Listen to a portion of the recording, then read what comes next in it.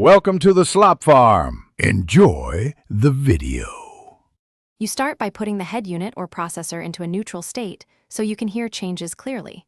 Play a well-recorded, familiar song at your normal driving loudness. This gives you a reference.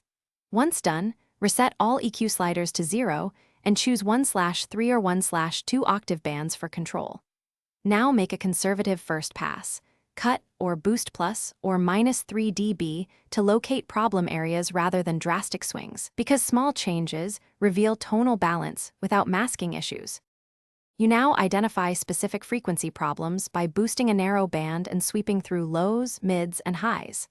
When you hear boominess or honkiness, reverse that boost into a cut. Cutting is cleaner and preserves headroom. Make 2 to 6 dB adjustments and widen bandwidth for musicality.